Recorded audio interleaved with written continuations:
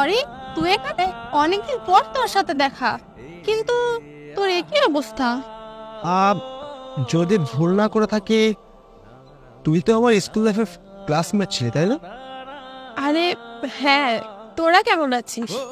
আমরা অনেক ভালো আছি, কিন্তু তুই এখন রাস্তার মধ্যে দাঁড়িয়ে আছিস কেন? আসলে আজকে আমার জন্মদিন তো, তাই আমরা মুভি দেখতে যাব। তাই আমার হাজবেন্ড মুভির টিকিট আনতে গেছে। কি?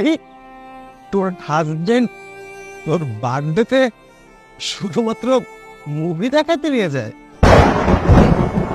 শুনলে, কয়েক মাস আগে ওর চাকরিটা চলে যায় তো, এই জন্য ওর আর্থিক অবস্থা অতটা ভালো না। স্কুলে থাকতে তো অনেক বড় বড় কথা বলতি। তোর হাজবেন্ডের বাড়ি থাকবে, গাড়ি থাকবে, তোদের নাকি লাখ লাখ টাকা থাকবে। এখন বাড়ি গাড়ি তো কোনো কিছুই দেখছি না, পথের মধ্যে এরকম দাঁড়িয়ে আছিস। তুই জানিস আমার হাজবেন্ড আমাকে গত মাসের বার্থডেতে একটা ডায়মন্ড রিং গিফট করছে। এই দেখ, রিং রিংটা মনে হচ্ছে আমি শপিং কমপ্লেক্সে ফেলে আসছি। আমি কয়েকদিন আগে তোমাকে একটা গিফট করছি 2 লাখ টাকা দিয়ে। 2 লাখ টাকা রিং কিনা তুমি শপিং কমপ্লেক্সে ফেলে রেখে আসছো। এখন যদি এই রিংটা হারায়, এটা কি তোর বাবা দেবে? বল, সমস্যা কি তোর? কোনো কিছু ঠিকঠাক ভাবে রাখতে পারিস না। সংসারে আসার পর থেকে এই ঝামেলা ওই ঝামেলা পাকাই বেড়াস। আমি এক্ষুনি রিং আনতে যাচ্ছি, যদি না পাই না, তোর কপালে কষ্ট আছে।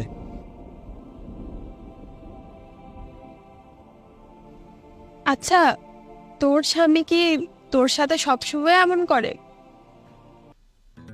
একটা সামান্য রিং এর জন্য তোর গায়ে হাত তুললো? তোকে আর কি বলবো, দেখ সে একটু রাগী। যে নিজের স্ত্রীর গায়ে হাত তুলে, সে কখনো মানুষ হইতেই পারে না, সে একটা অমানুষ।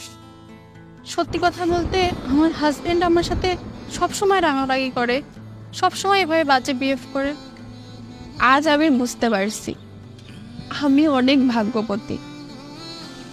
আমার স্বামী কখনো আমাকে গায়ে হাত তোলা তো দূরে থাক, আমার সাথে কখনো ঝগড়াও করে না। আমাদের হয়তো অনেক টাকা পয়সা আছে, কিন্তু বিশ্বাস কর, আমরা মানসিকভাবে একদম আমি ওই রিংটা পাইনি। ওর সামনে দেখে আমি তোকে কিছু বললাম না। এই রিং আমি কিভাবে উসুল করতে হয় বাসায় নিয়ে যাই, আমি তোকে দেখাবো। চল আমার সাথে।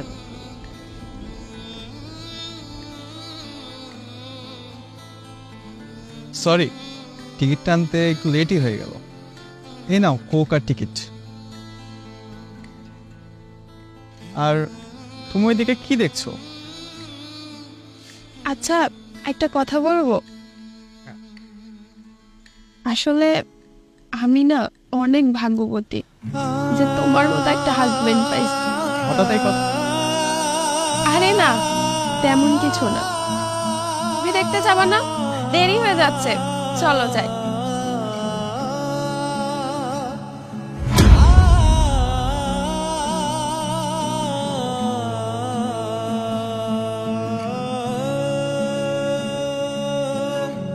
কত ঝড় শুয়ে মাটি যে পাথর হয়, সেই পাথর চিরে সুখের নদী বয়।